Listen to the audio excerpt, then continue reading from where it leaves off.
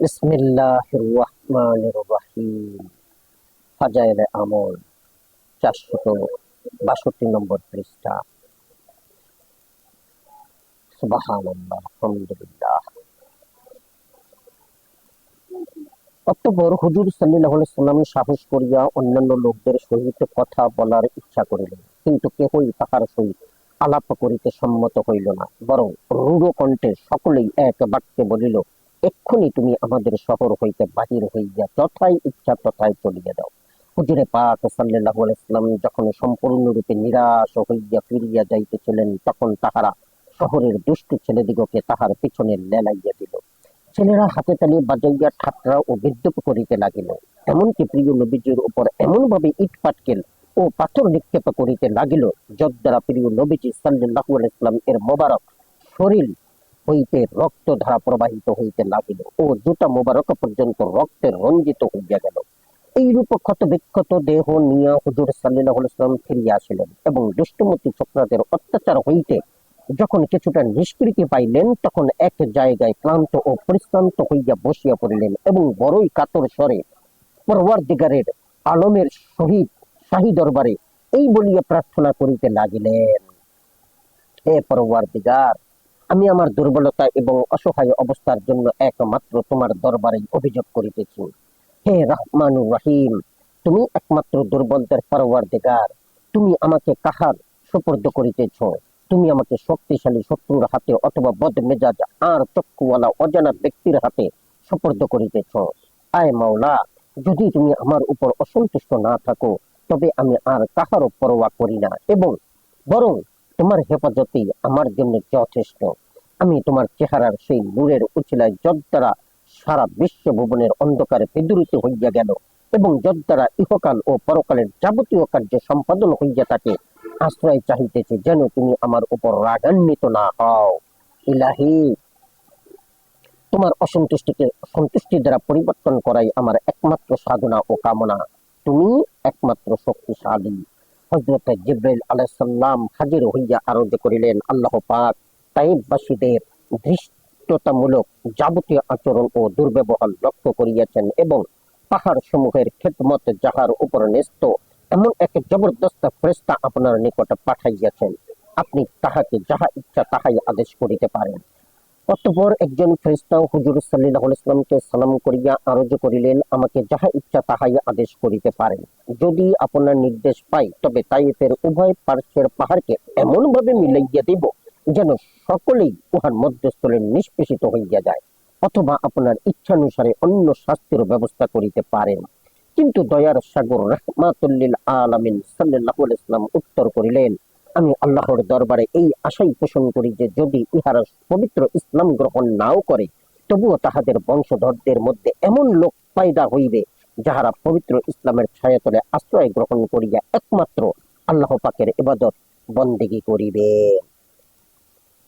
ইহাই হইল সেই হুজুরে পাক সাল্লাল্লাহু আলাইহি ওয়াসাল্লাম এর পবিত্র আখলাক, আমরা যাহার উম্মত বলিয়া সগর্বে দাবি করিয়া থাকি। অথচ কেহ আমাদের প্রতি সামান্যতম অত্যাচার করিলে অথবা কটুবাক্য বলিলে এমনি ভাবে ব্যতীত হই যে আজীবন উহার প্রতিশোধ গ্রহণের অপেক্ষায় থাকি এবং তাহার উপর অত্যাচারের পর অত্যাচার করিতে থাকি। অথচ নবীজির অনুগামী ও অনুসরণকারী বলিয়া দাবিও করিয়া থাকি। পক্ষান্তরে প্রিয় নবী সাল্লাল্লাহু আলাইহি ওয়াসাল্লাম অকথ্য নির্যাতন সহ্য করিয়াও কোন প্রকার বদদোয়াও দিলেন না, প্রতিশোধও নিলেন না। হযরত আনাস বিন নজর রাদিয়াল্লাহু তাআলা আনহু এর শাহাদাত। 2, হযরত আনাস বিন নজর রাদিয়াল্লাহু তাআলা আনহু একজন বুজুর্গ সাহাবী ছিলেন, যিনি বদরের যুদ্ধে শরীক হইতে পারেন নাই। তাই সর্বক্ষণ এই বলিয়া অনুতাপ করিতেন যে আফসোস, আমি ইসলামের সর্বপ্রথম আজিমুসান জিহাদে শরীক হইতে পারিলাম না। তাই তিনি প্রতিজ্ঞা করিয়াছেন যে আবার কোন যুদ্ধের সুযোগ আসিলে প্রাণ ভরিয়া জিহাদ করিব। একদিন হঠাৎ উহুদ যুদ্ধের দামামা বাজিয়া উঠিল। এই যুদ্ধে তিনি বড়ই বীরত্বের সহিত অংশগ্রহণ করিলেন। উহুদ যুদ্ধে প্রথম ভাগে মুসলমানদের বিজয় হইয়াছিল, কিন্তু পরে একটি ভুলের জন্য তাহাদিগকে পরাজয় বরণ করিতে হয়। ভুলটি এই ছিল যে হুজুর সাল্লাল্লাহু আলাইহি ওয়াসাল্লাম 50 জন তীরন্দাজ সৈন্যকে একটি বিশেষ স্থানে নিযুক্ত করিয়া এই বলিয়া সতর্ক করিয়া দেন যে আমরা জয়লাভ করি অথবা পরাজিত হই, যে কোনো অবস্থায় তোমরা এই স্থান পরিত্যাগ করিতে পারিবে না, কেননা এই দিক হইতেই শত্রুর আক্রমণের আশঙ্কা রহিয়াছে। যুদ্ধের প্রারম্ভে যখন মুসলমানগণ জয়লাভ করিল ও কাফেরগণ প্রাণ ভরে পালাইতে লাগিল, তখন উক্ত প্রহারারত সাহাবীগণ যুদ্ধ খতম হইয়া গিয়েছে মনে করিয়া সেই স্থান ত্যাগ করিয়া গনিমতের মাল সংগ্রহ করিবার জন্য কাফেরদের পশ্চাতে দৌড়াইতে লাগিল। প্রহরী দলের সেনাপতি হুজুরে পাক সাল্লাল্লাহু আলাইহি ওয়াসাল্লাম এর নির্দেশ স্মরণ করাইয়া দিলেন ও উক্ত স্থান ত্যাগ করিতে সঙ্গীদিগকে নিষেধ করিলেন। কিন্তু তাহারা উত্তর করিল, হুজুরে পাক সাল্লাল্লাহু আলাইহি ওয়াসাল্লাম এর নির্দেশে যুদ্ধ শুধু যুদ্ধকালীন অবস্থায় ছিল, এখন তো যুদ্ধ শেষ হইয়া গিয়াছে। অবশেষে পলায়নরত কাফেরগণ উক্ত স্থান মুক্ত দেখিয়া পশ্চাৎ দিক হইতে মুসলমানদের উপর আক্রমণ চালাইল। অসতর্ক মুসলিম বাহিনী এই অতর্কিত আক্রমণে পেরেশান হইয়া এদিকে ওদিকে ছোটাছুটি করিতে লাগিল। হযরত আনাস রাদিয়াল্লাহু তাআলা আনহু দেখিলেন সম্মুখে দিক হইতে অন্য এক সাহাবী সাইয়্যিদ বিন মুআয রাদিয়াল্লাহু তাআলা আনহু আসিতেছেন। তিনি জিজ্ঞাসা করিলেন, হে সুয়াদ, তুমি কোথায় যাইতেছ? আল্লাহর কসম, উহুদ পাহাড়ের দিক হইতে বেহেশতের খুশবু আসিতেছে। এই বলিয়া উন্মুক্ত তরবারি হাতে করিয়া তিনি কাফেরদের ভিড়ের ভিতরে ঢুকিয়া পড়িলেন এবং বীর বিক্রমে জিহাদ করিতে করিতে শহীদ হইয়া গেলেন। শাহাদাতের পর দেখা গেল শত্রুর অস্ত্রাঘাতে তাহার শরীর চালুনির মতো ক্ষতবিক্ষত হইয়া গিয়াছে এবং তরবারির ৮০টারও বেশি আঘাত দেহে পরিলক্ষিত হইল। তাহার ভগ্নী শুধু অঙ্গুলির কর দেখিয়া তাহাকে শনাক্ত করিয়াছিলেন। যাহারা প্রকৃত আন্তরিকতার সহিত আল্লাহর কাজে অংশগ্রহণ করিয়া থাকেন, তাহারা দুনিয়াতে থাকিয়াই জান্নাতের স্বাদ উপভোগ করিয়া থাকেন। হযরত আনাস রাদিয়াল্লাহু তাআলা আনহু এর অবস্থাও তাহাই হইয়াছিল। হযরত শাহ আব্দুর রহিম রায়পুরী রাদিয়াল্লাহু তাআলা আনহু হইতে বর্ণিত আছে, তিনিও নাকি দুনিয়াতে বসিয়াই বেহেশতের স্বাদ উপভোগ করিতেন। হুদায়বিয়ার সন্ধি হযরত জান্দাল ও আবু বাসির রাদিয়াল্লাহু তাআলা আনহু এর ঘটনা। ৩ ষষ্ঠ হিজরিতে নবী করিম সাল্লাল্লাহু আলাইহি ওয়াসাল্লাম ১৪০০ সাহাবীকে নিয়ে উমরা আদায় করিবার ইচ্ছায় পবিত্র মক্কা শরীফে গমন করিয়াছিলেন। মক্কাবাসী কাফেরগণ ইহাকে নিজেদের জন্য অপমান মনে করিয়া মুসলিম কাফেলাকে বাধা প্রদান করিতে উদ্যত হইল। ফলে হুজুরে পাক সাল্লাল্লাহু আলাইহি ওয়াসাল্লাম বিখ্যাত হুদায়বিয়ার নামক স্থানে শিবির স্থাপন করিতে বাধ্য হইলেন। সাহাবাগণ যুদ্ধের জন্য প্রস্তুত হইলেন। হুজুরে পাক সাল্লাল্লাহু আলাইহি ওয়াসাল্লাম মক্কাবাসীদের প্রতি লক্ষ্য করিয়া যুদ্ধের ইরাদা পরিত্যাগ করত সন্ধির জন্য চেষ্টা চালাইলেন। যুদ্ধের জন্য সাহাবাদের যে কোনো প্রকার প্রস্তুতি ও বীরত্ব সম্পর্কে অবগত হওয়া সত্ত্বেও হুজুরে আকরাম সাল্লাল্লাহু আলাইহি সাল্লাম কাফেরদের এতটুকু খাতির করিলেন যে তাহাদের সব কয়টি শর্ত মানিয়া লইলেন। যদিও এই অপমানজনক শর্তাবলী মানিয়া লইতে সাহাবাগণ রাজি ছিলেন না, তবুও অবনত মস্তকে হুজুরে পাক সাল্লাল্লাহু আলাইহি ওয়াসাল্লাম এর কথা মানিয়া লইলেন এবং ওমর রাদিয়াল্লাহু তাআলা আনহু এর মত বাহাদুর অবশেষে সন্ধিপত্রে সম্মতি প্রদান করিলেন। সন্ধির অন্যতম শর্ত এই ছিল যে কাফেরদের মধ্যে কোন ব্যক্তি ইসলাম গ্রহণ করিয়া মদিনায় হিজরত করিলে মুসলমানগণ তাহাকে মক্কায় ফেরত পাঠাইতে বাধ্য হইবে। পক্ষান্তরে মুসলমানদের মধ্য হইতে কেহ ধর্মত্যাগ করিয়া মক্কায় চলিয়া গেলে কাফেরগণ তাহাকে ফেরত দিবে না। সন্ধিপত্র এখনো পূর্ণ লেখা হয় নাই। এমত অবস্থায় হযরত আবু জান্দাল রাদিয়াল্লাহু তাআলা আনহু, যিনি সবেমাত্র ইসলাম গ্রহণ করিয়াছিলেন, যদ্দরুন অমানবিক নির্যাতন ভোগ করিতেছিলেন, তিনি হাত পা শিকলে বাঁধা অবস্থায় মুসলমানদের সৈন্য দলে এই ভরসায় আসিয়া পৌঁছলেন যে হয়তো ইহাতে তাহার দুঃখ কষ্টের কিছুটা উপশম হইবে। এই আবু জান্দালের পিতা সুহাইল সন্ধিপত্র সম্পাদনের জন্য মক্কাবাসীদের তরফ হইতে উকিল ছিলেন। সুহাইল রাদিয়াল্লাহু তাআলা আনহু মক্কা বিজয়ের দিন ইসলাম গ্রহণ করেন। তিনি আপন পুত্রকে সজোরে এক চর মারিলেন এবং মক্কায় ফেরত পাঠাইবার দাবি জানাইলেন। হুজুর সাল্লাল্লাহু আলাইহি ওয়াসাল্লাম ইরশাদ করিলেন, এখনো চুক্তিপত্রে স্বাক্ষর হয় নাই, সুতরাং সেই মোতাবেক আমল করা কোনো জরুরি নয়। কাফেরগণ ইহাতে জিদ ধরিয়া বসিল। হুজুর সাল্লাল্লাহু আলাইহি ওয়াসাল্লাম বলিলেন, লোকটাকে আমি দান স্বরূপে চাহিতেছি, কিন্তু উহাতেও তাহারা রাজি হইল না। আবু জান্দাল রাদিয়াল্লাহু তাআলা আনহু চিৎকার করিয়া বলিয়া উঠিলেন, আমি কতটুকু দুঃখ কষ্টের ভিতর দিয়া তোমাদের দরবারে পৌঁছিয়াছি, হায় এখন কি করিয়া আবার শত্রুদের হাতে ফিরিয়া যাইব।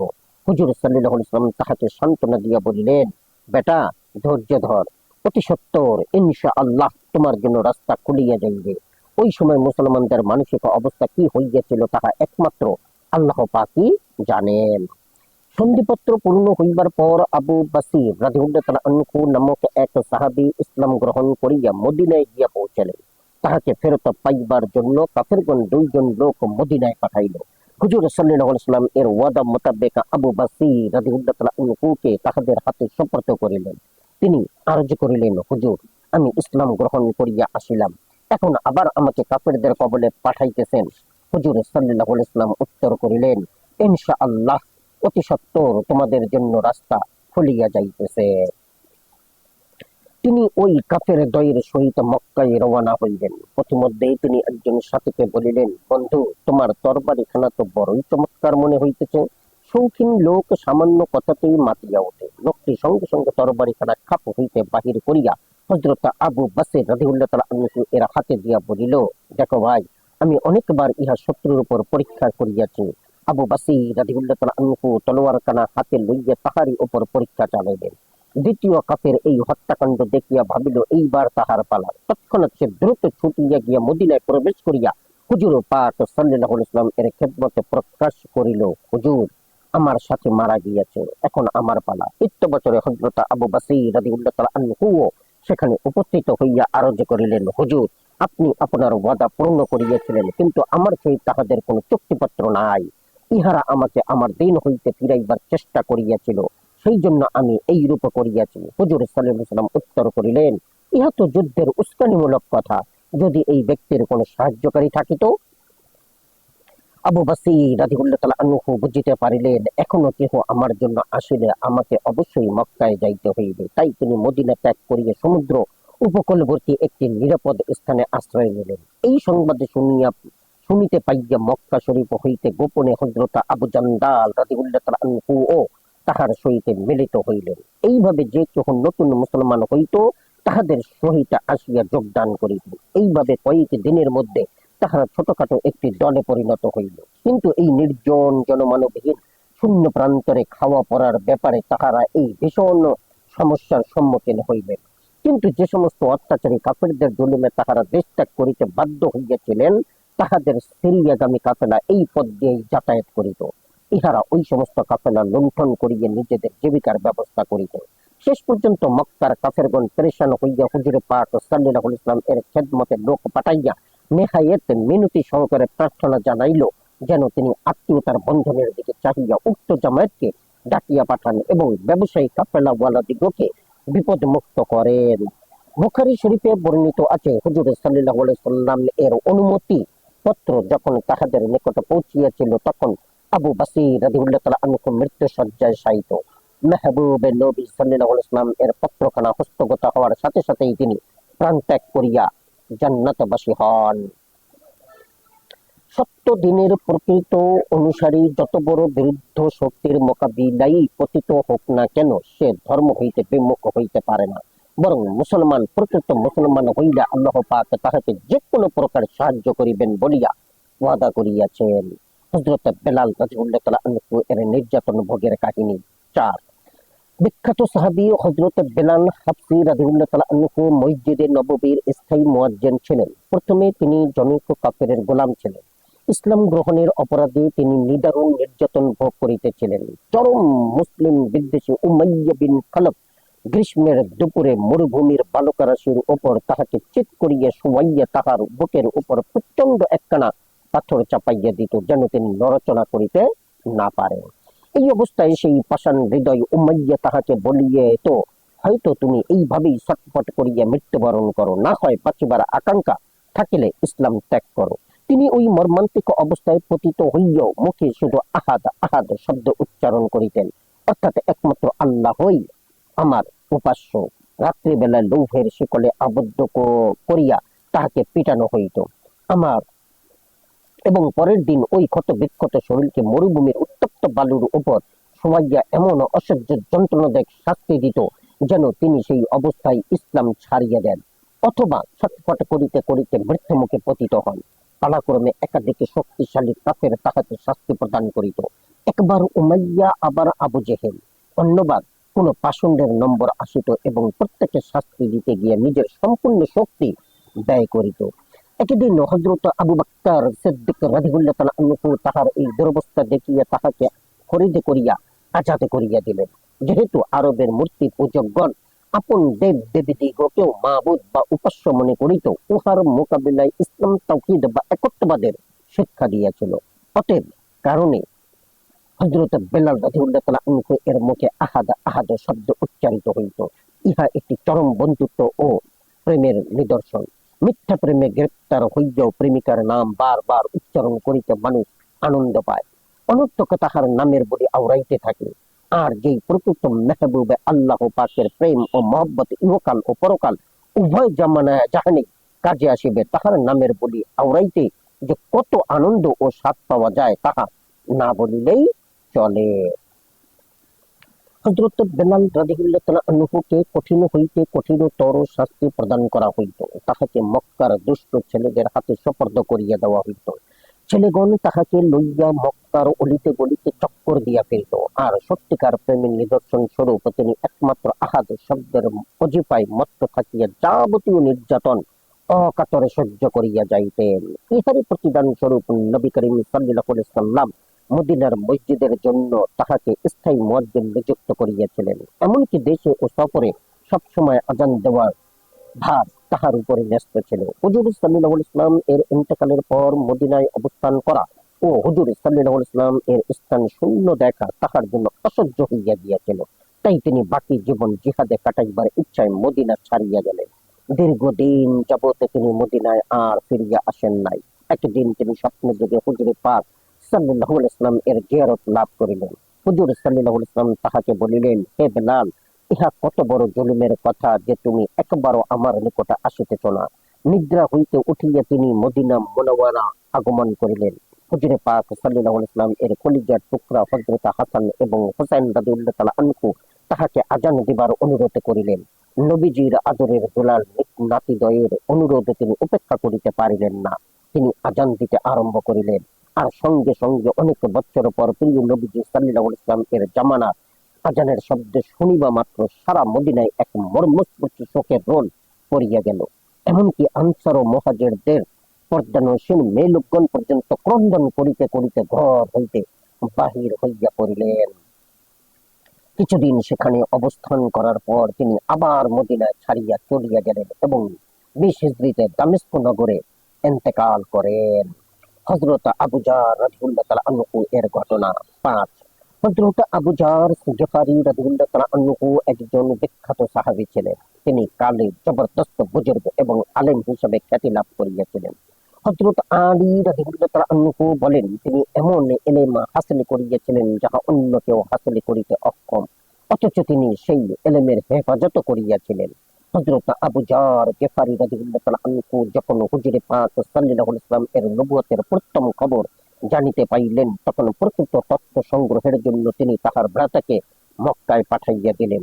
মক্কা শরীফ আসিয়া যাবতীয় তথ্য সংগ্রহ করিয়া ভাইয়ের নিকটে গিয়া সোপর্দ করিলে রিপোর্ট করিলে দিলেন যে আমি তাহাকে সচ্চরিত্র ও সৎ ব্যবহারের জন্য লোকজনকে উপদেশ দিতে দেখিয়াছি এবং তাহার নিকটে এমন কিছু কালাম শ্রবণ করিয়াছি যাহা কবিতাও নয়, জ্যোতিষের উক্তিও নয়। আবু জার রাদিয়াল্লাহু তাআলা আনহু এই সংক্ষিপ্ত রিপোর্টে সন্তুষ্ট হইতে না পারিয়া স্বয়ং মক্কা শরীফ রওনা হইয়া সোজা হারাম শরীফে উপনীত হইলেন। তিনি হুজুরে পাক সাল্লাল্লাহু আলাইহি ওয়াসাল্লামকে চিনতেন না। সন্ধ্যা পর্যন্ত তিনি ওই অবস্থায় কাটাইয়া দিলেন। সন্ধ্যা বেলায় হযরত আলী রাদিয়াল্লাহু তাআলা আনহু নিরাশ্রয় বিদেশী মেহমানকে সঙ্গে করিয়া আপন গৃহে লইয়া গেলেন। যেহেতু গরিব মুসাফির এবং অনাথদের সেবা করা তাহাদের স্বভাবজাত অভ্যাস ছিল, হযরত আলী রাদিয়াল্লাহু তাআলা আনহু লোকটির মেহমানদারি করিলেন। কিন্তু সে কে, কেনই বা মক্কা শরীফে আসিয়াছে, এই সব প্রশ্ন কিছুই তাহাকে করিলেন না। প্রভাতে তিনি আবার হারাম শরীফে আসিয়া উপস্থিত এবং সারাদিন এইভাবে কাটাইয়া দিলেন। তিনি হয়তো ভয়ে কাহারও নিকটে জিজ্ঞাসা করেন না যে হুজুর সাল্লাল্লাহু আলাইহি ওয়াসাল্লাম এর সহিত সাক্ষাৎ প্রার্থীর লোকজন কাফেরদের অত্যাচার হইতে রক্ষা পাইত না। দ্বিতীয় দিন হযরত আলী রাদিয়াল্লাহু তাআলা আনহু ভাবিলেন, লোকটি হয়তো আজও কাজ সারিতে পারে নাই, তাই তিনি আজও তাহাকে সঙ্গে করিয়া বাড়ি নিয়ে গেলেন এবং খাওয়া শোয়ার ব্যবস্থা করিলেন। কিন্তু অদ্যও তিনি লোকটির আগমনের কথা কিছুই জিজ্ঞাসাবাদ করেন নাই। তৃতীয় দিন হযরত আলী রাদিয়াল্লাহু তাআলা আনহু তাহাকে আবার বাড়ি লইয়া গেলেন এবং জিজ্ঞাসা করিলেন, ভাই তুমি কি কাজে মক্কা শরীফে আগমন করিয়াছ? হযরত আবু জার রাদিয়াল্লাহু তাআলা আনহু প্রথমে কসম দিয়া বলিলেন, ভাই সত্যকে গোপন না করিলে আমি বলিতে পারি। অতঃপর আলীর নিকট নিজের উদ্দেশ্য বর্ণনা করিলেন। হযরত আলী রাদিয়াল্লাহু তাআলা আনহু বলিলেন, তিনি নিঃসন্দেহে আল্লাহর নবী। সকালবেলা আমি তোমাকে হুজুর পাক সাল্লাল্লাহু আলাইহি ওয়াসাল্লাম এর দরবারে নিয়ে যাইব, কিন্তু চতুর্দিকে শত্রুতার আগুন জ্বলিতেছে, তুমি আমার পেছন পেছন চলিবে। ইতিমধ্যে শত্রু ভাবাপন্ন কাহারও সহিত সাক্ষাৎ হইলে আমার সঙ্গে চলার দরুন তোমার ক্ষতি হইবার আশঙ্কায় আমি পেশাব করিবার অথবা জুতা ঠিক করিবার ভান করিয়া বসিয়া পড়িব। তুমি কিন্তু আমার অপেক্ষা না করিয়া চলিতে থাকিবে। যাহা হোক, ভোরবেলায় তিনি হযরত আলী রাদিয়াল্লাহু তাআলা আনহু এর সহিত হুজুরে পাক সাল্লাল্লাহু আলাইহি ওয়াসাল্লাম এর দরবারে গিয়ে উপস্থিত হইলেন এবং কিছুক্ষণ পর ইসলাম কবুল করলেন। দয়ার সাগর হুজুরে আকরাম সাল্লাল্লাহু আলাইহি ওয়াসাল্লাম হযরত আবু জার রাদিয়াল্লাহু তাআলা আনহু মুসিবতে পড়িবেন ভাবিয়া ফরমাইলেন, আপাতত তুমি তোমার ইসলাম গ্রহণ প্রকাশ করিও না, বরং চুপে চুপে তুমি নিজের দেশে চলিয়া যাও। যখন আমরা জয় লাভ করিব তখন তুমি চলিয়া আসিবে। তিনি বলিলেন, ইয়া রাসূলুল্লাহ সাল্লাল্লাহু আলাইহি ওয়াসাল্লাম, যেই আল্লাহর কুদরতি হাতে আমার জান, তাহার কসম খাইয়া বলিতেছি, বেঈমান কাফেরদের সামনে চিৎকার করিয়া আমি কালেমায়ে শাহাদাত পড়িব। সঙ্গে সঙ্গে তিনি মসজিদে হারামে গিয়ে উচ্চস্বরে পাঠ করিলেন, আশহাদু আন লা ইলাহা ইল্লাল্লাহু ওয়া আশহাদু আন্না মুহাম্মাদান আবদুহু ওয়া রাসূলুহু। এই কালেমা পড়িবা মাত্র চারিদিক হইতে কাফেরগণ জড়ো হইয়া তাহার উপর ঝাঁপাইয়া পড়িল এবং বেদম মারপিট করিল যে তিনি মরণাপন্ন হইয়া গেলেন। হুজুরে পাক সাল্লাল্লাহু আলাইহি ওয়াসাল্লাম এর চাচা হযরত আব্বাস রাদিয়াল্লাহু তাআলা আনহু, যিনি তখনও ইসলাম গ্রহণ করেন নাই, তিনি আবু জার রাদিয়াল্লাহু তাআলা আনহুকে রক্ষা করিবার জন্য তাহার উপর হাতছানি দিয়া শুইয়া পড়িলেন এবং বলিলেন, তোমরা ইহার উপর কি জুলুম করিতেছ? এই ব্যক্তি গেফার বংশের লোক, যাহা সিরিয়া যাওয়ার পথে অবস্থিত। এই ব্যক্তি মৃত্যুমুখে পতিত হইলে সিরিয়ায় তোমাদের যাবতীয় ব্যবসা বাণিজ্য বন্ধ হইয়া যাইবে। ইহাতে তাহাদের চৈতন্য হইল। যেহেতু একমাত্র সিরিয়ার ব্যবসায় তাহাদের যাবতীয় প্রয়োজন মিটিত, তাই বাধ্য হইয়া তাহারা তাহাকে ছাড়িয়া দিল। পরদিন আবার হযরত আবু জার রাদিয়াল্লাহু তাআলা আনহু তথায় গমন করিয়া সজরে কালেমা পড়িতে লাগিলেন। আজও কাফেরগণ সমবেত হইয়া তাহার উপর অমানুষিক অত্যাচার করিল। অবশেষে হযরত আব্বাস রাদিয়াল্লাহু তাআলা আনহু এর হস্তক্ষেপে সেই দিনও তিনি রক্ষা পাইলেন। হুজুরে আকরাম সাল্লাল্লাহু আলাইহি ওয়াসাল্লাম এর আদেশের বৃদ্ধাচারণ সাহাবীদের সম্পর্কে কল্পনাও করা চলে না। তবুও হযরত আবু জার রাদিয়াল্লাহু তাআলা আনহু হুজুরে পাক সাল্লাল্লাহু আলাইহি ওয়াসাল্লাম এর আদেশ অমান্য করিয়া প্রকাশ্যে কালেমা ঘোষণা করিলেন কেন? তার উত্তর এই যে, হযরত আবু জার রাদিয়াল্লাহু তাআলা আনহু মনে করিয়াছিলেন হুজুর সাল্লাল্লাহু আলাইহি ওয়াসাল্লাম আমার উপর দয়া পরবশ হইয়া নির্দেশ দিয়াছিলেন, অর্থাৎ ইসলাম গ্রহণ প্রকাশ করিলে আমি যে মহাবিপদের সম্মুখীন হইব তাহা আমি সহ্য করিতে পারিব না। দ্বিতীয়, দিনের খাতিরে হুজুরে পাক সাল্লাল্লাহু আলাইহি ওয়াসাল্লাম যে অমানুষিক নির্যাতন সহ্য করিয়াছেন, আমি কেন তাহার অনুসরণে সেই নির্যাতন ভোগ করার পথ বাছিয়া লইব না? এই অনুসরণই এমন এক বস্তু ছিল যার দরুন সাহাবায়ে কেরাম রাদিয়াল্লাহু তাআলা আনহু যে কোনো ক্ষেত্রে কৃতকার্য হইতেন ও দুনিয়া এবং আখিরাতের যাবতীয় কামিয়াবি তাহাদের পদচুম্বন করিত এবং যে কেহ একবার কালেমা পাঠ করিতেন, দুনিয়ার যে কোনো শক্তি বা অত্যাচার তাহাদিগকে উক্ত কালেমা হইতে ফিরাইতে পারিত না। হযরত খাব্বাব বিন আরাত রাদিয়াল্লাহু তাআলা আনহু এর হৃদয় বিদারক ঘটনা। 6, ইসলামের খাতিরে সারা বিশ্বে যাহারা নির্যাতন ভোগের অপূর্ব নজির স্থাপন করিয়া গিয়েছেন, হযরত খাব্বাব রাদিয়াল্লাহু তাআলা আনহু ছিলেন তাহাদের মধ্যে অন্যতম। আল্লাহর রাস্তায় তিনি কঠিন হইতে কঠিনতর দুঃখ কষ্ট সহ্য করিয়াছিলেন। 5-6 জন সাহাবীর পরেই তিনি ইসলাম গ্রহণ করেন। এই জন্য দীর্ঘদিন যাবৎ তাহাকে নির্যাতন ভোগ করিতে হয়। লোহার জামা পরাইয়া তাহাকে রৌদ্রে ফেলিয়া রাখা হইত, যাহার ফলে ঘামের পর ঘাম বাহির হইতে থাকিত। অধিকাংশ সময় মরুভূমির উত্তপ্ত বালুকার উপর চিত করিয়া শুয়াইয়া রাখা হইত, যদ্দরুন পিঠ ও কোমরের গোস্ত পর্যন্ত গলিয়া খসিয়া পড়িত। তিনি এক অত্যাচারী মেয়ে লোকের গোলাম ছিলেন। সে জানিতে পারিয়াছিল যে খাব্বাব মুহাম্মদ সাল্লাল্লাহু আলাইহি ওয়াসাল্লাম এর সহিত মেলামেশা করে। এই অপরাধে লোহা পরাইয়া তাহার মাথায় দাগ দেওয়া হইত। বহুদিন পর একবার হযরত ওমর রাদিয়াল্লাহু তাআলা আনহু তাহার খেলাফতের যুগে হযরত খাব্বাব রাদিয়াল্লাহু তাআলা আনহু এর নিকটে তাহার নির্যাতন ভোগের কাহিনী শুনিতে চাহিলেন। তিনি আরজ করিলেন, হুজুর, আমার কোমরটা দেখুন। হযরত ওমর রাদিয়াল্লাহু তাআলা আনহু কোমর দেখিয়া চমকিয়া উঠিয়া বলিলেন, এমন কোমর তো আমি জীবনে কখনো দেখি নাই। তিনি বলিলেন, আগুনের জ্বলন্ত কয়লার উপর আমাকে রাখিয়া টানা হেঁচড়া করা হইত, ফলে আমার কোমরের চর্বি ও রক্ত খসিয়া পড়িয়া ওই আগুনে নিবিয়া যাইত। এতদ সত্ত্বেও ইসলামের তরিকা ও বিজয় যখন অব্যাহত গতিতে চলিতে লাগিল, তখন তিনি ক্রন্দন করিতে করিতে বলিতেন, জানি না আমাদের ওইসব দুঃখ কষ্টের বিনিময়ে আমাদিগকে দুনিয়াতেই দেওয়া হইয়া গেল নাকি। হযরত খাব্বাব রাদিয়াল্লাহু তাআলা আনহু বলেন, একদা হুজুরে আকরাম সাল্লাল্লাহু আলাইহি ওয়াসাল্লাম তাহার অভ্যাসের খেলাফ বহুত লম্বা নামাজ আদায় করিলেন। সাহাবারা তাহার কারণ জিজ্ঞাসা করিলে হুজুর সাল্লাল্লাহু আলাইহি ওয়াসাল্লাম উত্তর করেন যে, ইহা ছিল আশা এবং ভয়ের নামাজ। আমি আল্লাহর দরবারে 3টি দোয়া করিয়াছিলাম, তার মধ্যে 2টি কবুল হইয়াছে ও 1টি কবুল হয় নাই। প্রথম দোয়া এই ছিল যে, দুর্ভিক্ষের দরুন আমার সমস্ত উম্মত যেন ধ্বংস হইয়া না যায়। দ্বিতীয়টি এই ছিল যে, তাহাদের উপর কোন শক্তিশালী বাদশাহ যেন চাপিয়া না বসে, যে তাহাদের সকলকে সমূলে ধ্বংস করিতে পারে। এই 2টি দোয়া কবুল হইয়াছে।